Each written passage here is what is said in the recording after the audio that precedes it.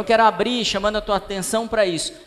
Não dá mais para brincar. Eu vou dizer algo que é profético, que está acontecendo na terra, e é minha responsabilidade te dizer isso. Existiu um momento chamado fase da graça. Fala comigo, fase da graça.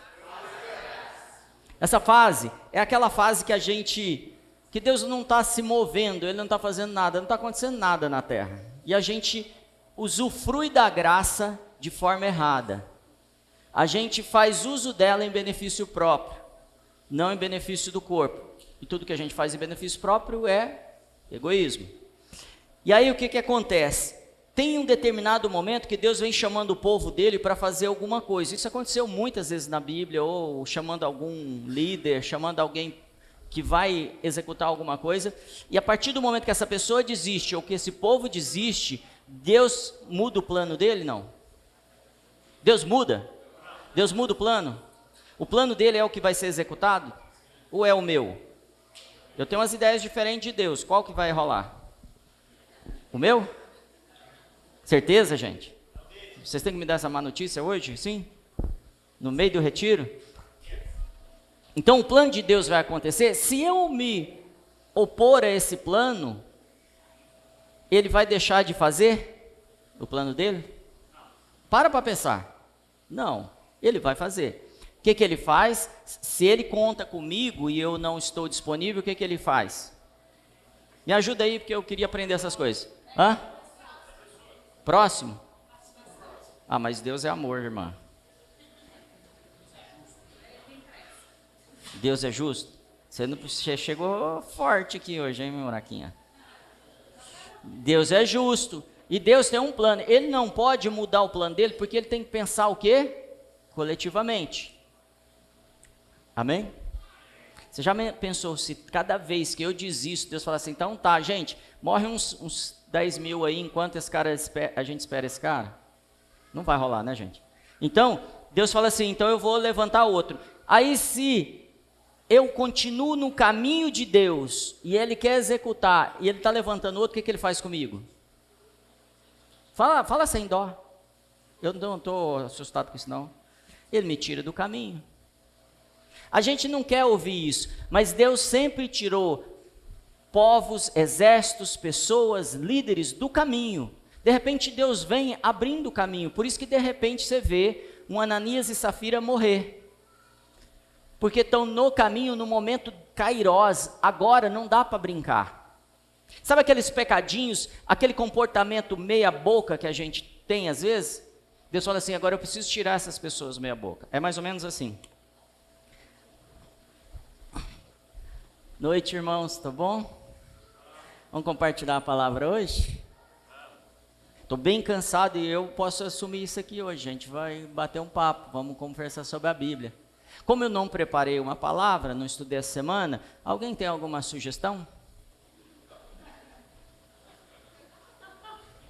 Tem algum irmão aí que tem uma palavra para compartilhar com a gente?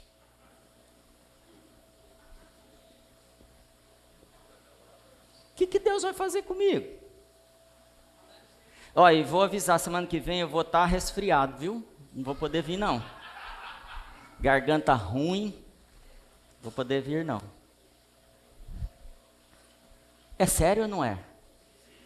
E Deus não está de brincadeira. A estação mudou. E, pastor, você está abrindo com ameaça. Não estou te avisando. Se eu não quisesse que você fosse bem, não estaria falando nada. Estou te falando porque mudou a estação. Ele não vai aceitar mornidão nesse tempo. Quem está afim?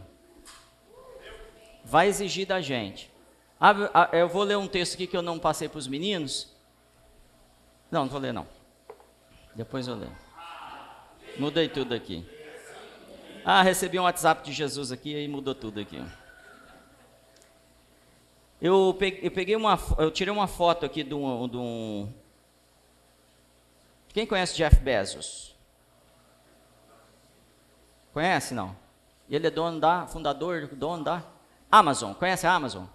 A Amazon tem um PIB junto com a Apple maior do que o Brasil, para você entender. É importante essa empresa? Esse cara, que é o fundador, que tem todo esse poder, ele falou assim, ele está criando um fundo, ele criou um fundo para ajudar o mundo, para mudar as coisas no mundo. E ele está buscando pessoas e criando um grupo para isso. E ele falou assim, nós podemos salvar a Terra. Será preciso uma ação coletiva entre grandes e pequenas empresas. Fala comigo, grandes e pequenas empresas. Esse é um dos homens mais poderosos do mundo, tá? Então ele está pensando assim, se eu juntar grandes e pequenas empresas, nações, fala nações, organizações globais e individuais, podemos mudar o mundo. Quem ele esqueceu? Por que ele esqueceu da igreja?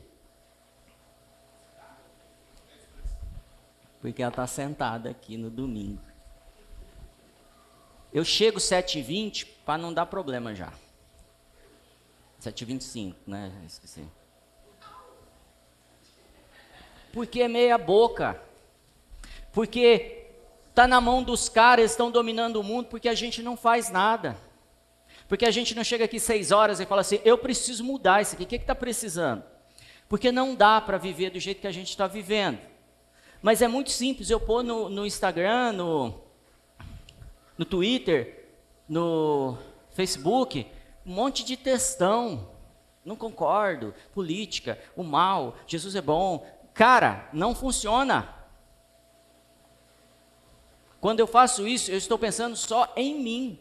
Por quê? Eu estou buscando glória própria. Escrever um monte de coisa, preparar gravações. Discutir teologia. Passou essa fase. A gente tem um retiro e muita gente teve super dificuldade de estar no retiro, por questão financeira. A gente fez de tudo, paga parcelado, paga em 42 vezes, faz carnê do baú, a gente vai fazer alguma coisa para você estar lá. Teve gente que nem assim se moveu. Papo sério. Teve gente que chegou atrasado todas as reuniões. Papo sério isso.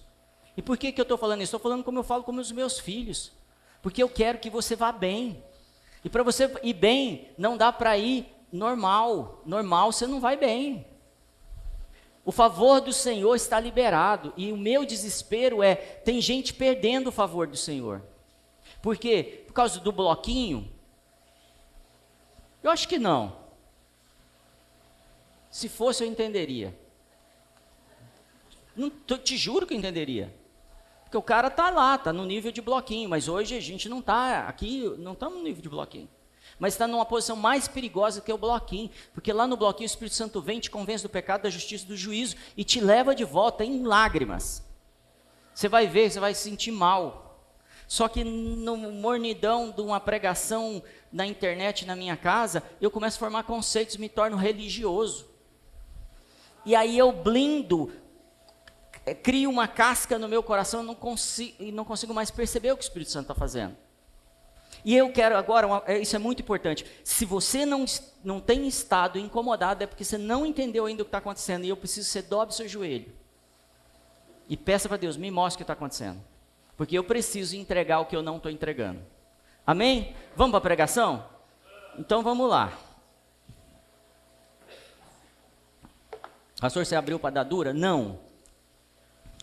Eu estou falando do seu futuro, não estou falando do retiro. Estou falando do que você vai fazer daqui para frente.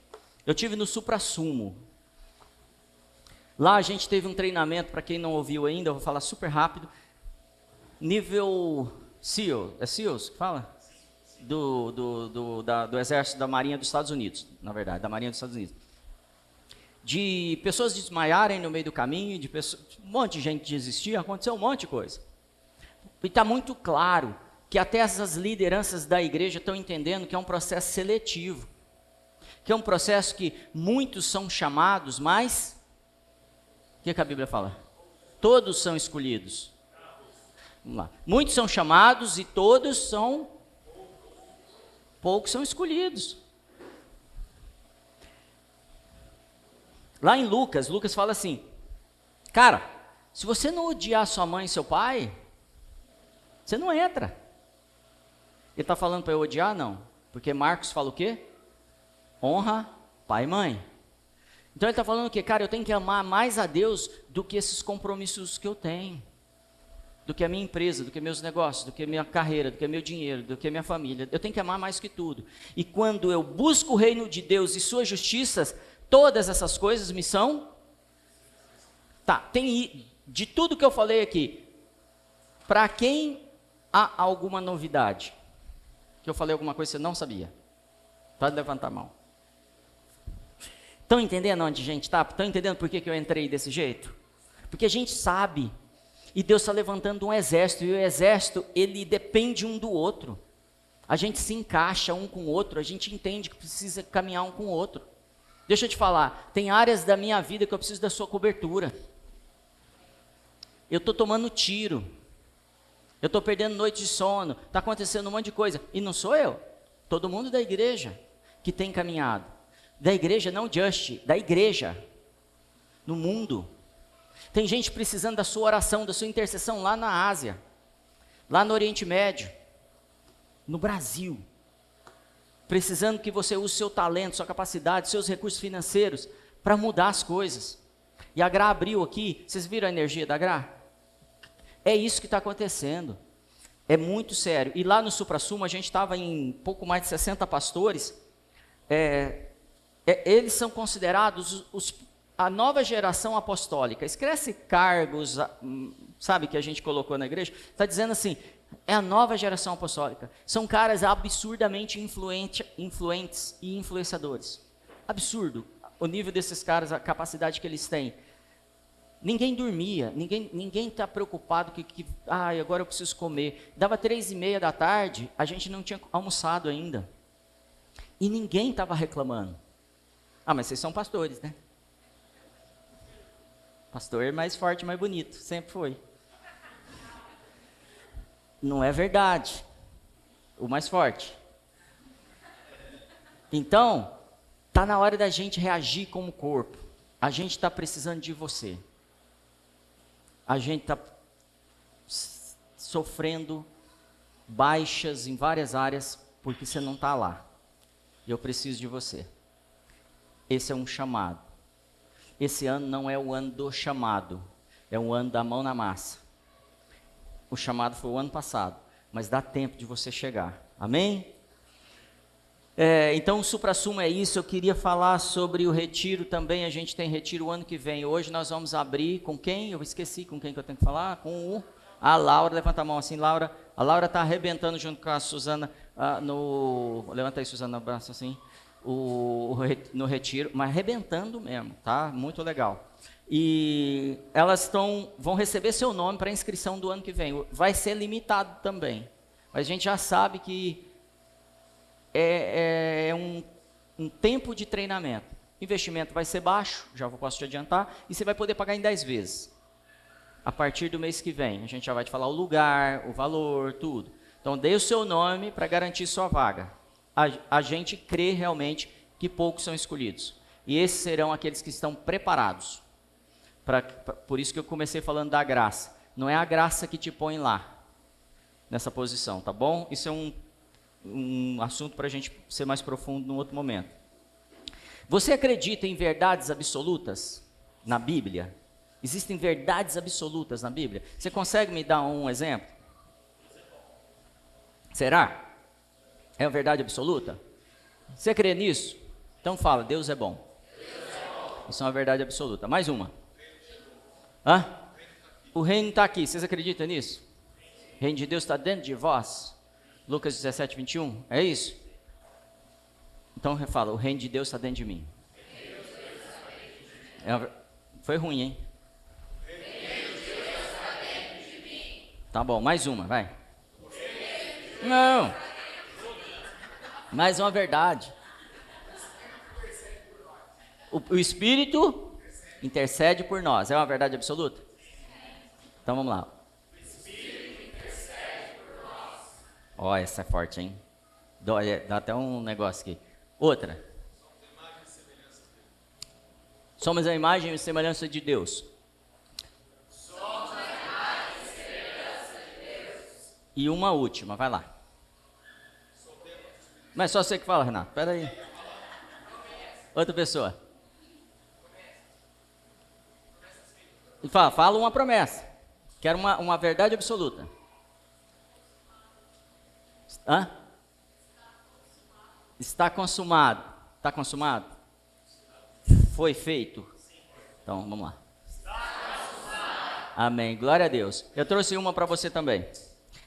Sem fé é impossível agradar a Deus. É uma verdade absoluta? Olha bem, pensa bem antes de falar que é uma verdade absoluta. Então, vamos lá. Oh, bonito. E aí, vocês que disseram isso para mim, que sem fé é impossível agradar a Deus, e que isso é uma verdade absoluta, é imutável? Qual que é o contrário disso? Com fé agrada a Deus. Quer dizer que sem fé eu desagrado a Deus. Posso dizer isso ou não? Ó, tem gente já, eu não quero concordar com esse trem não, que vai dar errado do meu lado. Sim, sim? Como é que está a nossa fé? Como é que quanto a gente já está agradando a Deus? E aí, esses passos de ousadia que eu estou falando, de se entregar, de fazer, poxa, mas estou desempregado, estou sem dinheiro, Vocês concordam que nesse momento é o momento de eu experimentar o milagre? De eu falar assim, tenho fé, vou fazer. Vocês estão entendendo que não é que Deus fica feliz porque você fez por fé? Quer dizer que, sim, que eu agrado a vontade dele. Quando Jesus é batizado, vem o Espírito Santo desce como que uma pomba sobre Jesus, lembra disso? E uma voz do céu diz o quê? Esse em quem tenho prazer, em quem eu me agrado. Por quê? Porque ele só faz o que vê eu fazendo. Ele se move conforme eu penso. Ele acredita no que eu acredito. Isso é fé. O que eu falei que iria acontecer, ele está sabendo que vai acontecer e está se movendo. Então, quando eu vinha de carro hoje com a família, a gente tem um desafio grande financeiro de uma coisa que a gente queria. Não é uma necessidade. Mas a gente queria algo. E aí a gente orou, como família. Senhor, nós oramos por isso. Esse é o desejo do nosso coração. Mas nós temos fé que você pode fazer isso. Está muito além do nosso alcance. Eu posso fazer essa oração e no outro dia ficar esperando cair do céu. Ou me mover para as pessoas que podem me ajudar a chegar nisso. Então, com fé eu agrado a Deus como? Eu ando manifestando aquilo que eu creio. Isso agrada a Deus. A gente tem confundido ter fé com declarar, rezar. Eu estou crendo, sabe assim? Então eu quero te chamar para essa verdade e entender e avaliar se o que Deus está fazendo no Brasil está alinhado com o que você pensa e se o que você está fazendo a partir do que pensa tem agradado a Deus. E o Vitor falou que se você não está fazendo, você tem desagradado a Deus. Depois vocês falem com ele. Se a gente não está fazendo aquilo que Deus está fazendo na terra, a gente está o desagradando. Sério, né? Bom, diante disso, eu estudei muito, depois que eu fiquei incomodado com esse texto, quanto que eu estou realmente agradando a Deus? Eu comecei a estudar o que está acontecendo com a igreja hoje. E como eu tenho vivido com muitos pastores nesse momento, tem sido fácil acessar muita informação. Entender, e eu queria compartilhar essas coisas com vocês. E aí, para isso, você precisa ter muita atenção. A gente viveu, nesse tempo que eu chamei de tempo da graça liberal, um tempo de autoajuda. E faz todo sentido. A gente vem de Segunda Guerra, sabe Segunda Guerra? A maioria que não viveu nesse tempo, alguns sim, né? Não é uma piada, gente, é só comentário. Então a gente vem pós-Segunda Guerra com um evangelho formado a partir do desespero. Porque no tempo da Segunda Guerra o evangelho da igreja foi afetado pelo medo. Vai estudar a história que você vai saber disso. Então a gente começa a criar um evangelho de escape. Vamos fugir porque o bicho vai pegar, o mundo vai acabar mesmo, porque virão guerras, rumores de guerras, não é isso que a Bíblia fala lá em Mateus 24, de 1 a 14. Ouvirão pestes, né? E a iniquidade se aumentará. E aí a gente pega esse texto e fica falando assim, mano, o trem vai ficar feio, vamos fugir e vamos ensinar as pessoas se confortarem a partir de um futuro no céu, que já lascou mesmo. E aí a gente cria uma igreja de autoajuda, um evangelho de autoajuda. E sinto te dizer, nós fomos formados no evangelho de autoajuda. Nós somos, por isso que a gente não é ousado, por isso que Jeff Bezos convoca empresas, convoca ONGs, mas não convoca a igreja. Porque a igreja está ocupada com outra coisa. Fugir. Está fazendo sentido? Isso precisa fazer sentido para você entender a Bíblia. Aonde você está e o que está acontecendo. Na maioria das igrejas, na maioria das mensagens, na maioria das escolas teológicas, o assunto é o que aconteceu no passado e o que vai acontecer no céu. A maioria. A maior parte do assunto. E ao contrário disso, Jesus, quando está na terra, ele ensina o que tem que acontecer agora. Então ele começa a mostrar parábolas. Do semeador, do trabalhador. Já viram essas parábolas? E conforme ele vem desenrolando, o tempo todo ele diz assim, o reino dos céus é semelhante, e ele conta uma parábola. O reino dos céus é semelhante, e conta outra parábola. Ele está dizendo assim, vou ensinar para vocês como manifestar o reino dos céus que vocês disseram que está dentro de vocês. Ok? Então a preocupação de Jesus é falar assim, eu trouxe o reino, galera. O reino já está aqui, vou ensinar vocês a manifestarem. Por exemplo, quando vocês entrarem numa casa, coloquem a paz de vocês ali. Se essas pessoas não receberem essa paz, volta para vocês. Deixa eu falar, não precisa fazer um artigo, um documento para convencer a pessoa sobre a paz. Simplesmente deposite a paz nela. Se ela não receber, volta para você. Porque ele poderia criar o manual de convencimento das pessoas. Não criou.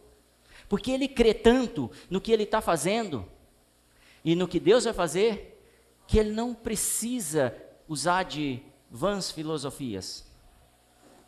Abordagem que convence as pessoas. E aí muitas vezes ele foi muito mais duro do que eu fui aqui nessa abertura. E ele chegava para quem falava besteira e falava assim, filho do diabo, cala a boca, Satanás. E isso é o Pedro que acabou de ter a revelação. Estão entendendo que a coisa ficou séria agora? Beleza. Então essa igreja, que a gente pode chamar ela de menina, ela também viveu um tempo que a gente pode chamar de tempo das comunidades. O apóstolo Don Lynch, ele fez um artigo, né, Gra, sobre isso, né? Sobre as comunidades e a igreja. Se você está querendo construir uma comunidade,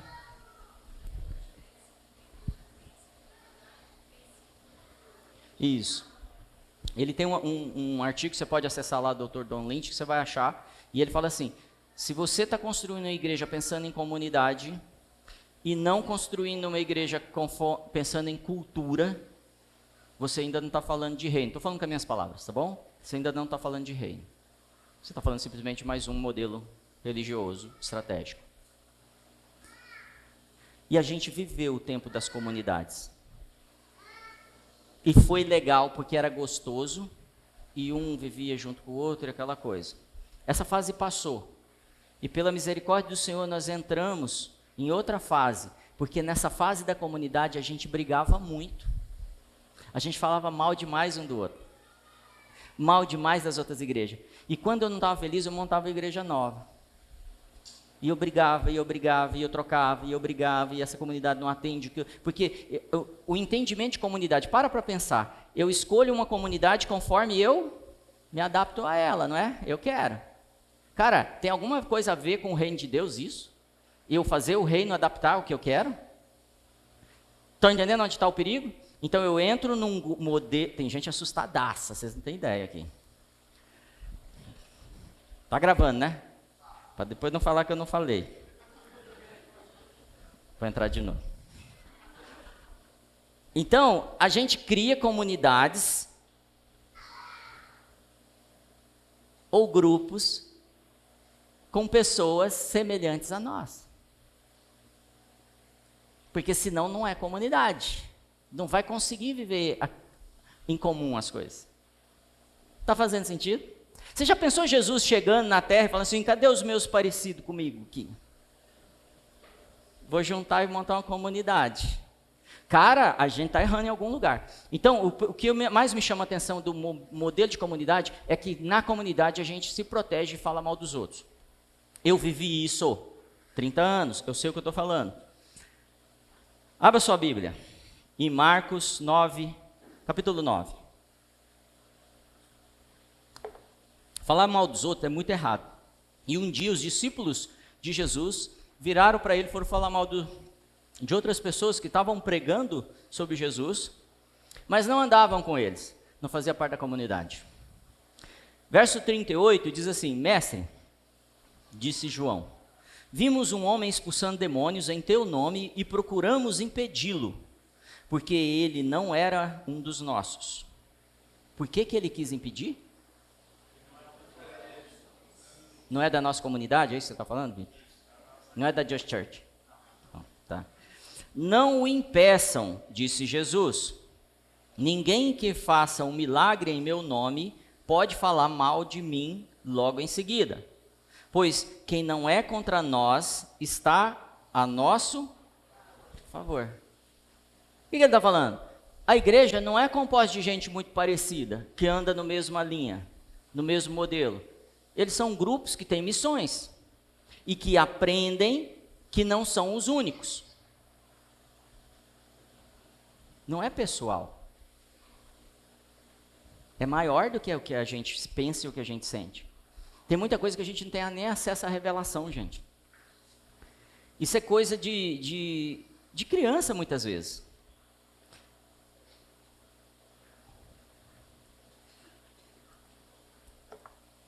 Um dia Jesus virou para os deles e falou assim, cara, no mundo tereis...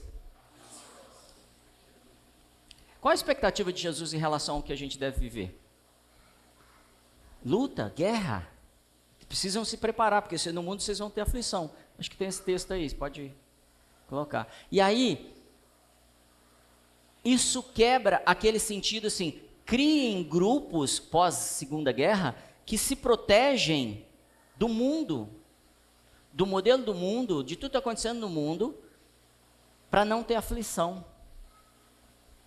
Porque se alguma coisa estiver errada na sua vida, dando errado, se você foi perseguido, maldito, queimaram a sua empresa, sei lá, saquearam, roubaram sua família e botaram fogo, é o diabo. E talvez você esteja em pecado. E Deus não falou isso, Jesus não falou isso, ele falou o quê? No mundo, tereis aflições. Mas tem de bom ânimo, porque eu venci o mundo. Bem, vamos continuar. Então, o que a gente está entendendo? A gente está entendendo que essa fase das comunidades passou. Já passou. Não é que ela vai passar, ela já passou. É tão simples ver isso que a gente vê que no modelo de comunidade Just, a gente não se desenvolve. Por isso que eu ainda chego tarde, eu não participo dos programas, eu não quero participar do treinamento, eu caso de qualquer jeito, eu tomo decisões de qualquer jeito para abrir uma empresa, para comprar alguma coisa, para criar uma sociedade. Eu não estou alinhado com esse modelo de verdade que Jesus trouxe, que eu chamaria de exército. E aí eu procurei, agora há pouco aqui, quantas vezes na Bíblia a gente vê Deus ser chamado de Senhor dos Exércitos? 276. 276 vezes ele é chamado de Senhor dos Exércitos. E aí eu começo a mudar o modelo. Um exército tem obediência ao comando? Um cara do exército faz qualquer coisa? Tipo assim, eu vou casar o mês que vem, viu? General, então eu já vou começar a faltar esses dias agora, você sabe que é assim? Eu tenho um negócio que eu preciso comprar um terreno, então eu não venho, vai ter aquela guerra lá? Não conta comigo não. Estão entendendo a diferença de posicionamento do cristão, de um exército, do Senhor dos Exércitos e de um cristão da comunidade? Desse modelo que a gente viveu até agora, depois da Segunda Guerra até aqui? Antes disso, antes da Segunda Guerra não era assim, tá? Bom, um exército tem disciplina? Fala para mim se tem ou não. Sim. Levanta cedo? Sim. Dorme cedo? Sim. Será? Não sei, não acredito muito não. Um exército está preocupado, agora é hora de cuidar do seu condicionamento físico, agora é hora de cuidar da sua habilidade de tiro, de guerra, agora é conhecimento em engenharia, sei lá, em agronomia, e você vai começando a adquirir conhecimento. Um exército, as pessoas confiam uns nos outros? Ele está mais preocupado em falar mal ou em proteger? Então vai mudando o modelo. Vamos lá. O exército tem bandeira? O que quer dizer a bandeira de um exército? A identidade daquele povo. Pode ser Just Church, pode ser, tá bom? Pode ser outro nome.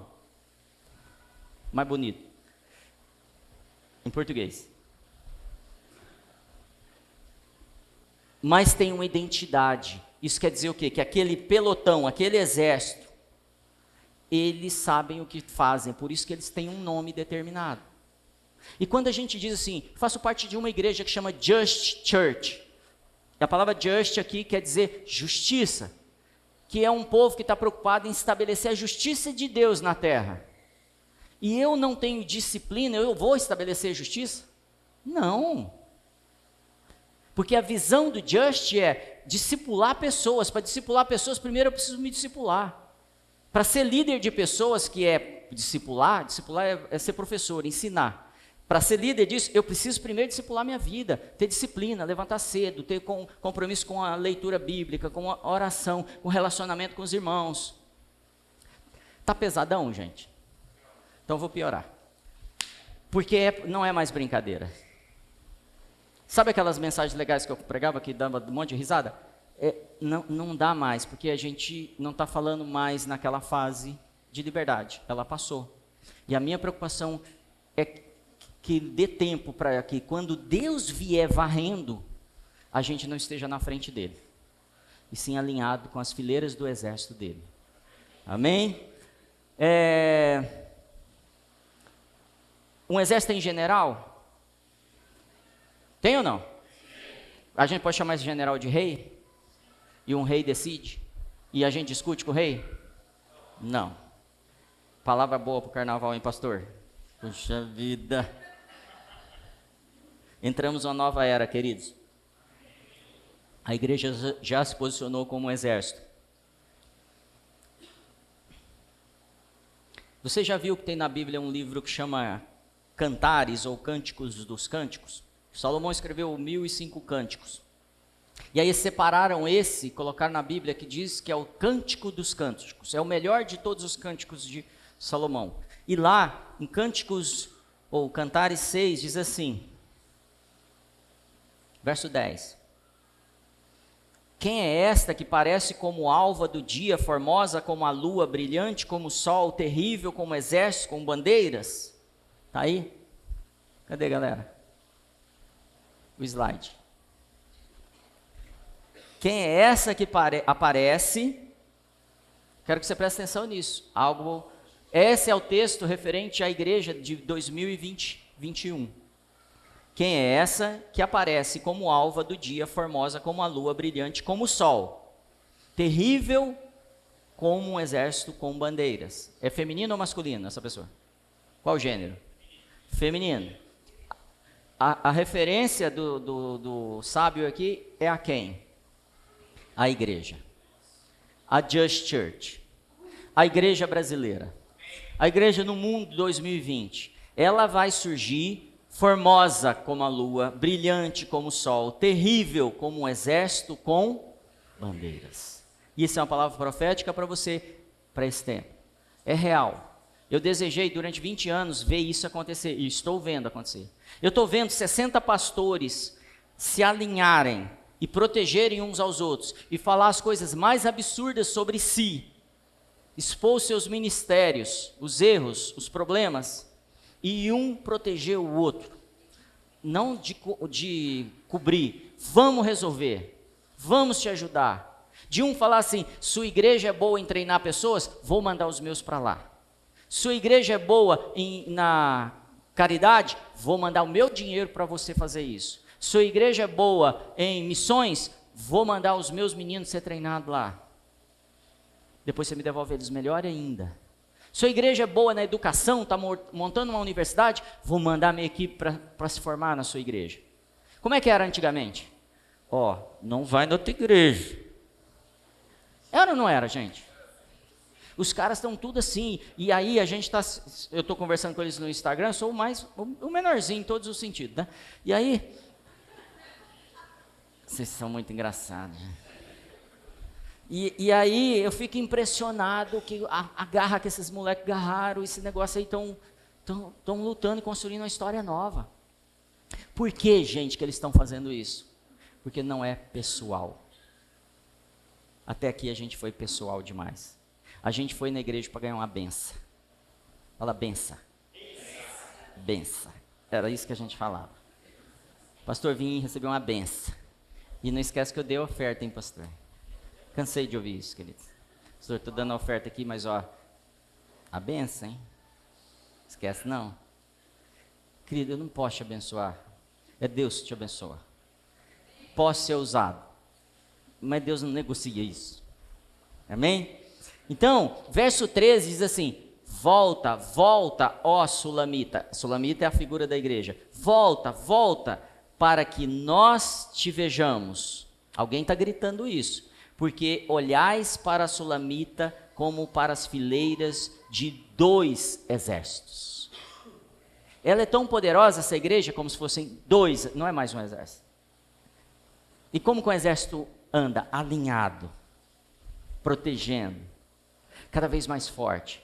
Eu não sei se você participou de algum grupo, por exemplo, grupo de vendedor de rede de loja. A gente tem grito de guerra, a gente se ajuda, sabe aquela coisa louca, energia, e uau, e a gente vai para cima. Só aquilo dá um gás absurdo. Exército, você entra, o cara já tá, e você já sente, e vai, e põe a arma, e bam, bam, bam, barulho das botas batendo, e você sente energia e você segue.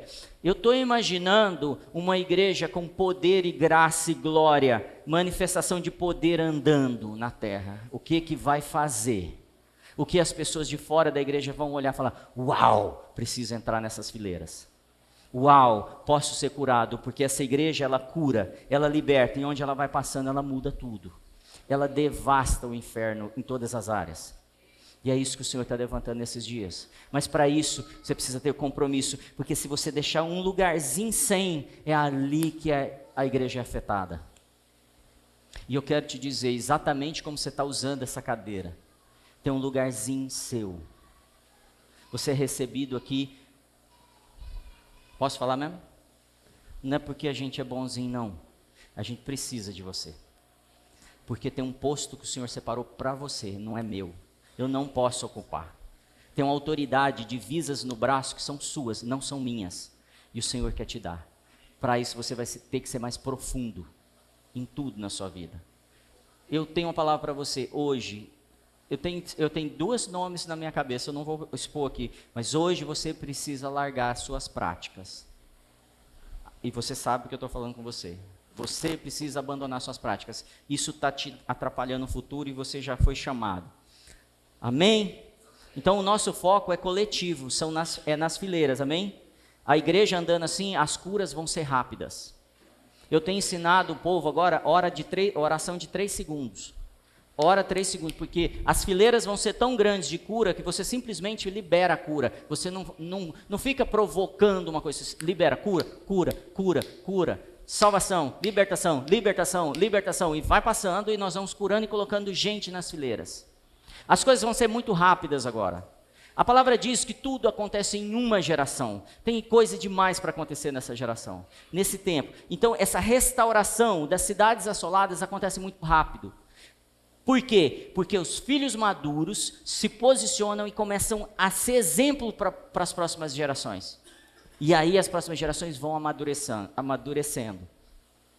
Você está sendo convidado para ser filho maduro, para ser fonte de bênção, para ser aquilo que eu sei que você cantou e falou muitas vezes nos cultos, de vocês fluirão o quê? Fala forte. Tá fraco demais. É isso, rios de água viva, não é rios de água viva. Rios, poder, manifestação. Rio é o quê, gente? Não é laguinho, não. Não é um montinho de água, não. Rios, poder. Fum. Quem já viu um rio funcionando, tenta parar esse rio. Não vai parar. Então, de cada um de vocês fluindo rios. Porém, a primeira coisa que eu perguntei para você, fé é uma verdade absoluta para agradar a Deus? É por isso que agrada a Deus, porque Ele quer que eu creia que de mim fluirão rios de água viva. E eu mostro para Deus que eu estou crendo como? Andando, como aquele que flui rios de água viva. Então comece a orar pelos enfermos, curá-los, tá bem? Põe a mão nele e fala, está curado. Põe no terceiro, no oitavo, está curado. Não perca a oportunidade não. Se precisar de ajuda, nos chame, mas você já pode, foi isso. É um evangelho de direção, é coletivo. Ele tem um objetivo claro, amém? Deixa eu dar um pulo aqui. Por que isso não tem acontecido com a gente? 1 Samuel 16, enquanto você abre aí, eu vou te contar uma história. Um dia, Saul era o rei de Israel e Deus não estava mais feliz com ele. Fala, Deus não estava feliz com ele. Porque ele estava mais ou menos.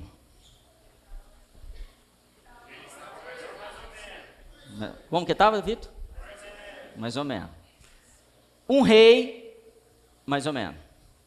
Deus falou assim, estou feliz com esse cara não. Porque ele está mais ou menos. Mais ou menos, gente, é que tinha uma coisa ou outra que ele não fez que Deus queria que fizesse. Não é que era um cara que fazia tudo errado. Era uma coisa ou outra. Era um compromisso ou outro que ele não ia ou chegava atrasado.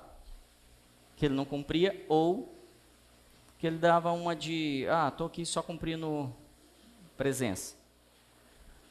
E aí Deus virou para Samuel e falou assim, cansei desse cara, vou tirar ele. Samuel, não, deixa para lá, não, vou tirar. Vai lá na casa de Jessé e unge o filho de Jessé.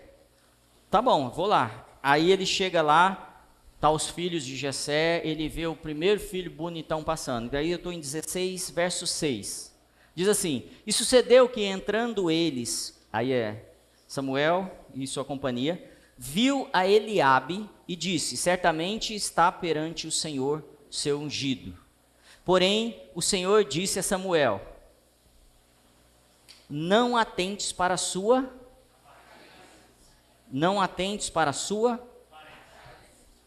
nem para a grandeza da sua, fala isso de novo. Porque o tenho rejeitado.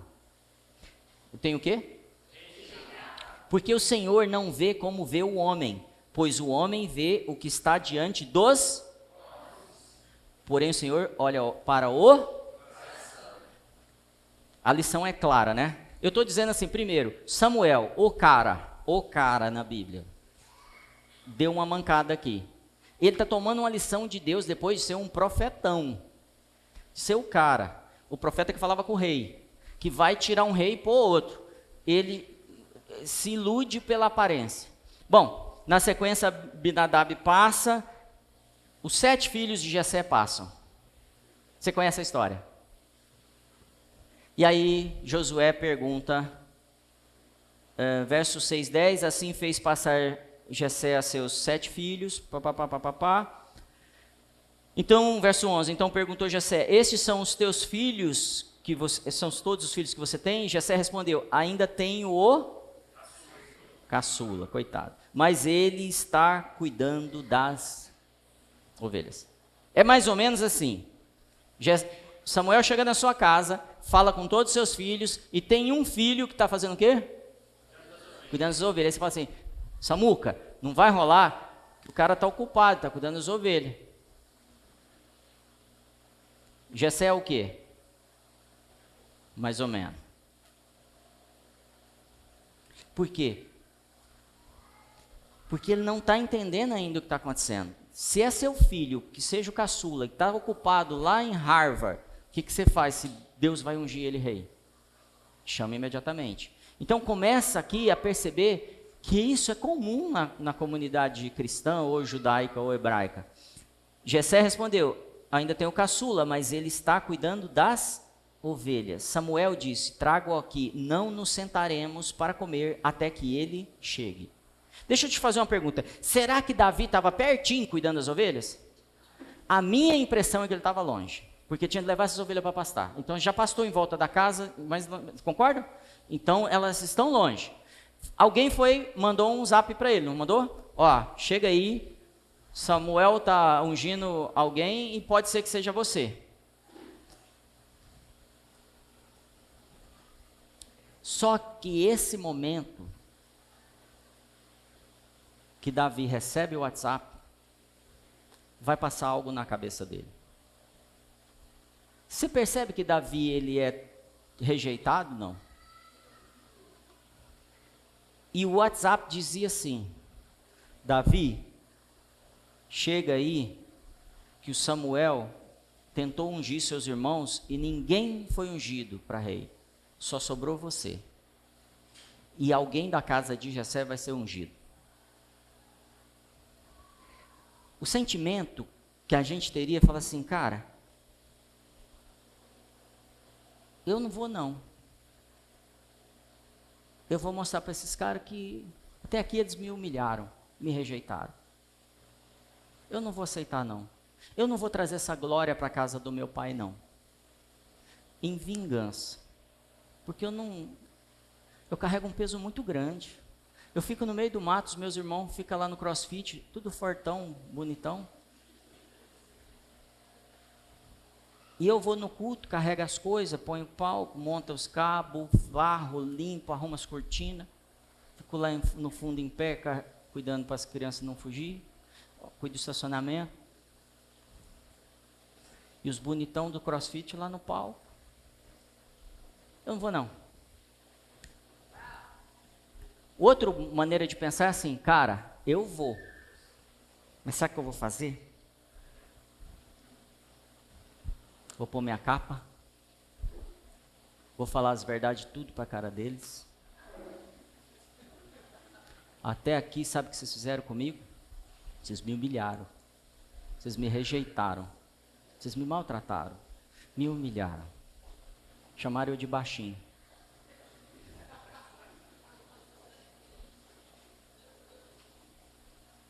Vocês acham isso certo? Agora eu vou mostrar para vocês quem sou eu. Tá me entendendo? Estou exagerando? 1 Samuel 6,12 diz assim, então Jessé mandou chamá-lo e veio. Fala, ele veio. Nossa, isso me emociona. E a Bíblia diz que ele era ruivo. Por que a Bíblia diz que ele era ruivo? Que a família dele não era ruiva. Por que Davi era ruivo e a família não era ruiva? Porque provavelmente ele era um filho bastardo. Por isso que ele era humilhado. E aí você começa a entender, e ele tinha provavelmente olhos azuis, olhos verdes, que era ruivo, de belos olhos e boa aparência. Os irmãos fortão eram tudo feio, viu? Esse molequinho, lá no meio do mato, lá cuidando das ovelhas, humilhado, filho bastardo, ele tinha uma história de passado terrível. E ele tinha que decidir que tipo de comportamento ele teria. De comunidade, formando a tribo dele lá no meio do curral das ovelhas, com a galera dele, ou simplesmente recebendo a todos, independente do que eles fizeram no passado.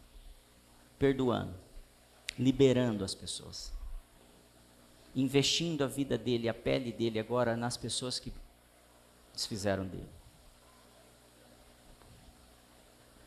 Não é pessoal, querido. Está na igreja, não cabe pensamento pessoal, interesses pessoais.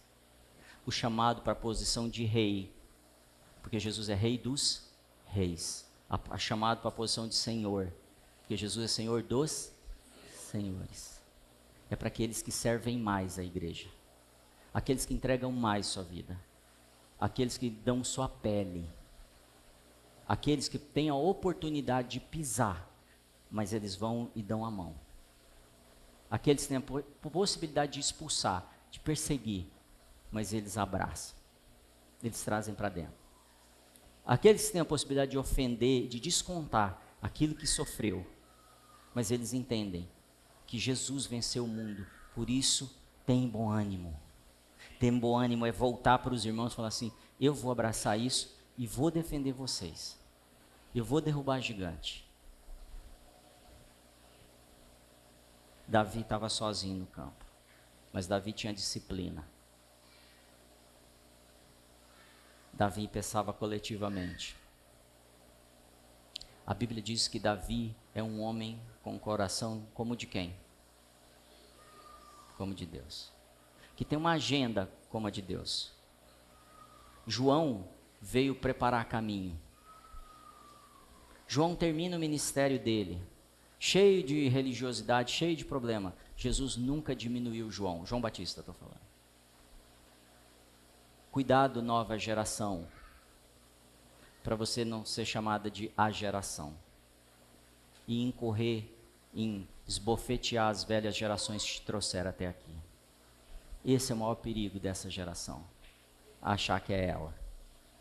Pensar, agora eu vou mostrar para aqueles que não fizeram, que me perseguiram, que falaram mal, e incorrer num pecado igualzinho muitos incorreram. Essa é uma geração que pensa coletivamente. Essa é uma geração que vai levantar as igrejas vizinhas. Ela vai falar, o cara está precisando de uma caixa de som, a gente tem duas. Vai cair o som, mas empresta uma caixa de som para os caras. Tem 2 ar-condicionados, empresta um ar-condicionado. Precisa de cadeira.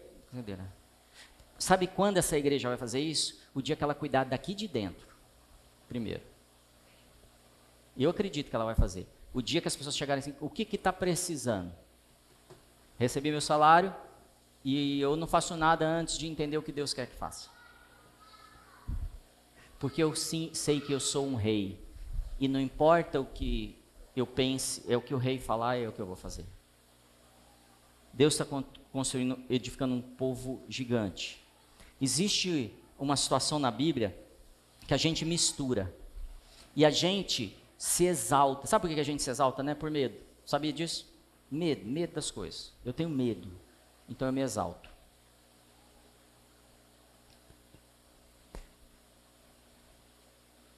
Eu sei às vezes que eu me exaltei. E eu sei que foi por algum tipo de ameaça.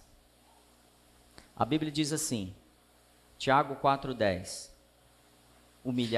Humilhem-se diante do Senhor e Ele os...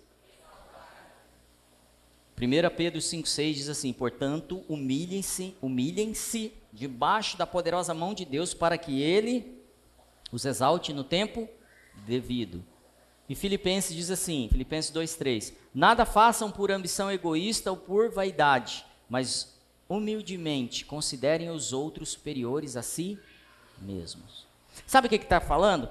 Pedro, Tiago e Paulo. Cabe a você se humilhar.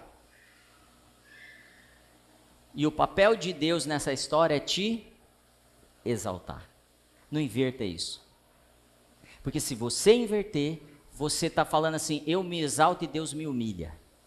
Vai ser ruim, não vai? Então cabe a nós entendermos nosso papel, nos humilharmos.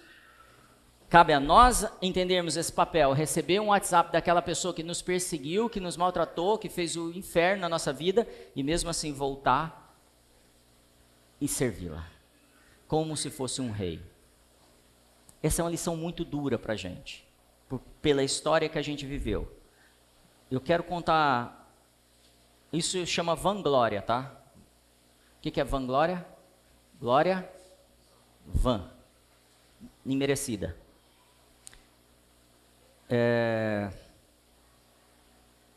Então Deus está preparando uma igreja poderosa. Eu assisti uma mensagem do pastor Tel Hayashi, que uma pessoa me mandou um trechinho do que ele pregou hoje. E ele dizia assim, eu anotei aqui, depois do descende, se você não sabe ainda que tem que se entregar totalmente, você não está enxergando bem. Depois de você ter visto o que Deus fez na terra, no Brasil, nesse mês, e você não se entregou totalmente depois do descende, você ainda não foi tocado, você ainda não entendeu o que Deus está fazendo. Porque você teria entregue tudo. Você teria mudado a sua agenda a partir do descende. E aí, ele falou assim que a Heidi Baker, durante o descende, diz assim, eu sei que o Brasil vai mandar missionários para o mundo. Tem alguém aqui que não sabe? Todo mundo sabe, a Heidi Baker sabe. Eu sei que eles serão enviados, mas o Brasil não vai enviar órfãos para curar as nações. O Brasil vai enviar filhos. Essa casa está gerando filhos. Filhos que se relacionam, que cuidam da casa, que ajudam, que entendem paternidade, que entendem que compartilhar a ajuda a tomar decisão. Que não pensam assim, eu vou fazer tudo sozinho, eu penso sozinho porque eu preciso me proteger. E eu entendo isso, a gente foi muito abusado. E sim, vou me aproximar pelo menos de uma pessoa, vou compartilhar, vou ajudar e vou ser ajudado. Há 2 semanas atrás eu estava conversando com uma pessoa daqui e ela falou, eu não sei o que ajudar mais, não sei o que e tal. Falei, pega alguém que não pode te retribuir e assume ela. Boa ideia. Eu estou falando isso para você. Pega algo que você pode fazer, que você tem capacidade ou que você tem de recurso e faça por alguém que não pode te retribuir aqui dentro dessa casa. Porque às vezes a gente fica preocupado em fazer na África. Cara, se a gente não resolver o problema daqui, a gente não resolve o problema da África. Resolve daqui. Resolve dessa casa. Resolve depois do bairro. Depois a gente vai para as nações. Então, a gente está sendo curado nessa casa.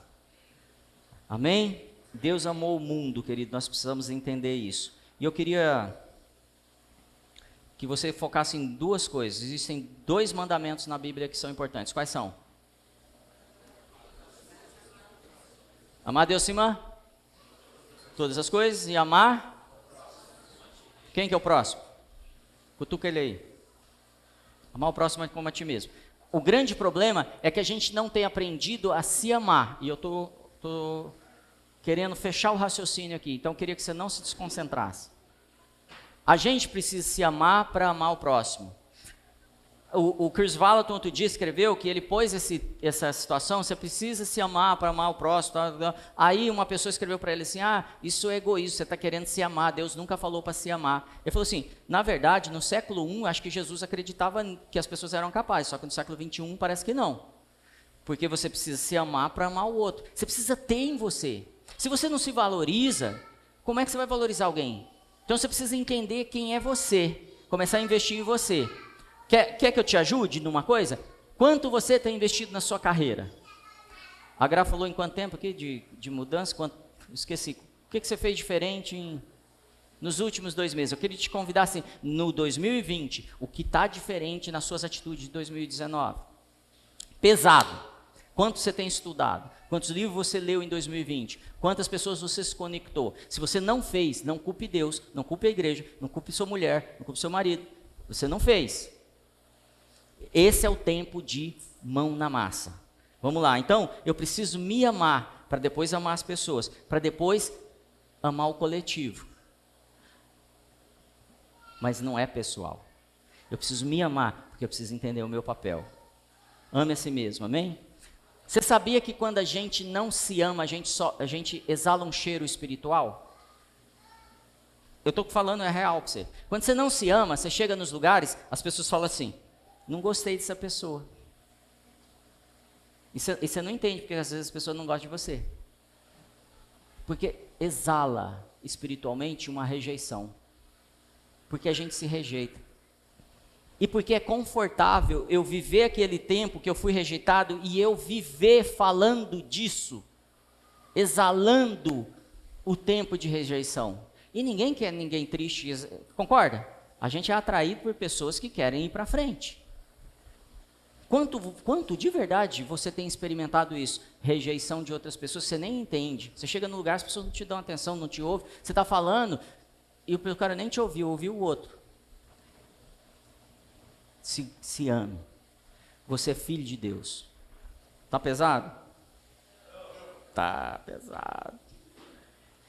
A gente fala, isso é ciência, de 9 a 12 mil palavras para a gente mesmo por dia.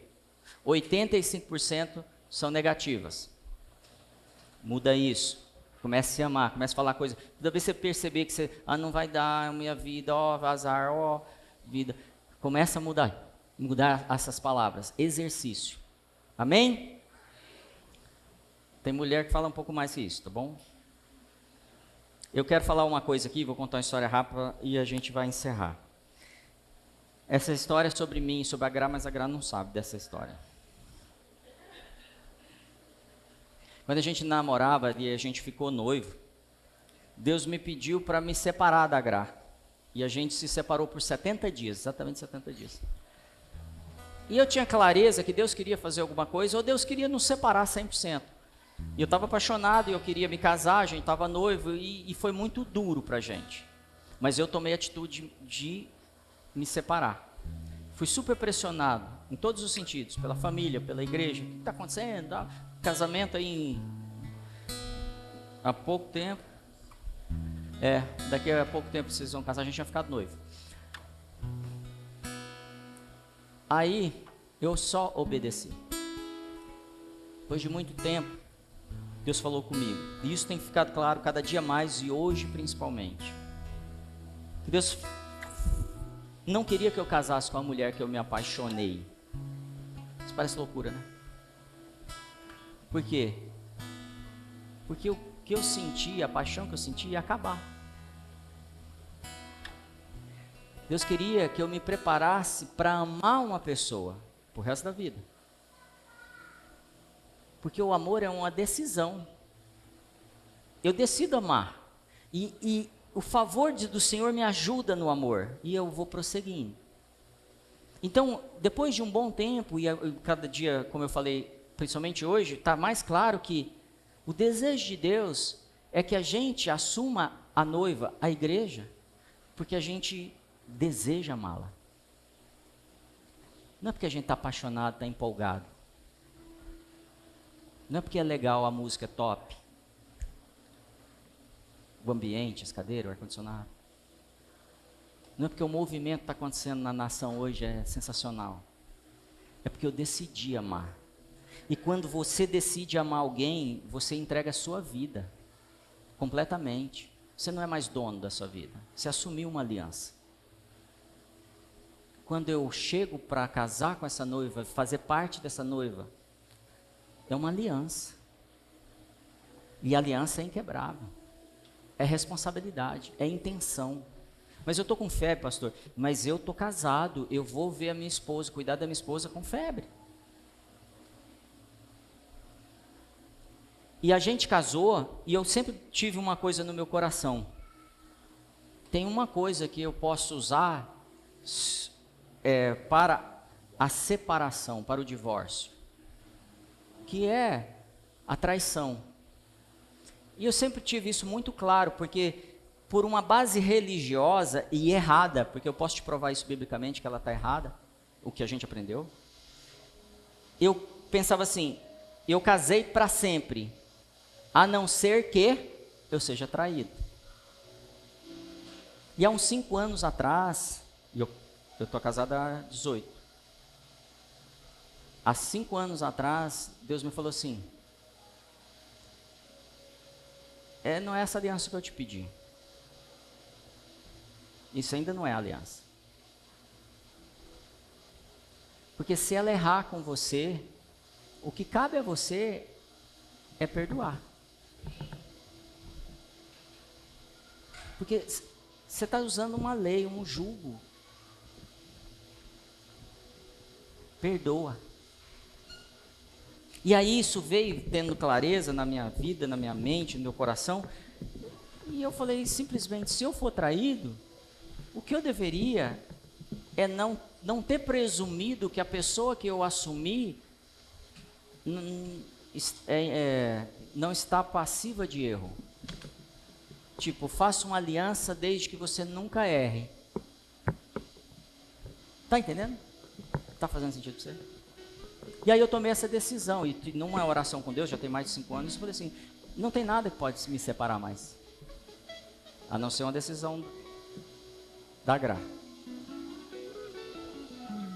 Quando eu assumo uma responsabilidade com a igreja, não tem nada que pode me separar mais dela. E eu devo servi-la todos os dias. Não é do domingo. Sabe por quê, gente? Porque não é pessoal. Eu assumi um compromisso coletivo. São muitas vidas que dependem de mim. Repete essa frase que eu falei. Agora fala com verdade isso. São muitas vidas que dependem dos meus recursos, da minha sabedoria, da minha casa, da minha família, do meu vigor físico. São muitas vidas que dependem. E você poderia repetir isso. E se você fizer isso, você vai entender que não faz nenhum sentido esse tipo de relação que a gente tem com a igreja. Isso acabou.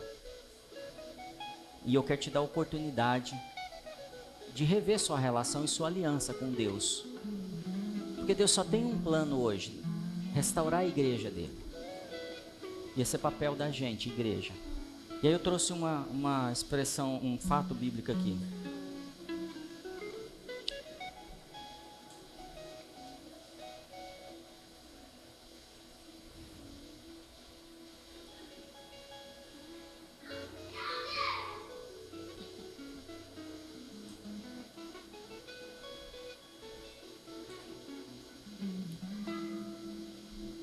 Piers Valaton disse o seguinte: diz que os cristãos perderam seus mandatos a partir do momento que pararam de amar uns aos outros.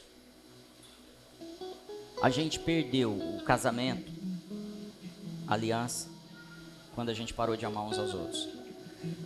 Isso inclui partidos políticos, isso está no blog dele, tá bom? Partidos políticos, movimentos com foco em gênero, religiões, pessoas de todas as tendências diferentes. Quando a gente parou de amar essas pessoas, a gente perdeu o direito dessa aliança. Se preocupe em dar títulos ruins às pessoas, julgar suas intenções e fazer vilões àqueles com quem não concordamos. Chamamos essas pessoas de fanáticos, nazistas, odiosos, homofóbicos, Jezabel, fascistas, simplesmente porque não concordamos com eles. O objetivo dessas proclamações difamatórias, obviamente, é afastar as pessoas e silenciar o oponente, humilhar os que discordam. 1 Timóteo 2, de 1 a 4, diz assim: além disso, Paulo escreveu, Vamos lá. Antes de tudo, recomendo que se façam súplicas, orações, intercessões e ação de graças por todos os homens. Diga, todos os homens. Pelos reis, por todos os que exercem autoridade, para que tenhamos uma vida tranquila. Quer ter vida tranquila? Com toda a piedade e dignidade. Isso é bom e agradável perante Deus, nosso Salvador, que deseja que todos os homens sejam salvos e cheguem ao conhecimento da verdade. Qual é o desejo do nosso Senhor? Todos os homens sejam salvos e cheguem. Isso quer dizer que todos, corintianos, flamenguistas, todos, o Senhor deseja que todos cheguem a esse nível. É mais ou menos assim: mas eles me humilharam, mas eles mandaram matar a igreja, mas eles não ajudaram. O JB diz assim: não chame as pessoas que não são da igreja de ímpio, chama de pré-crente. Começa a olhar para eles como os pré-cristãos. A gente vai mudar o mundo se a gente olhar para eles assim. A gente vai agir diferente. E a gente quer mudar nações, não quer? Paulo escreveu isso para Timóteo. Estão entendendo? Que a gente vai construindo essa escada até chegar lá. A gente tem que ter cuidado com o fermento do Herodes, querido, que é espírito político, e dos fariseus, que é esse espírito religioso. Eu queria que você ficasse de pé, que eu vou só te lembrar de Daniel.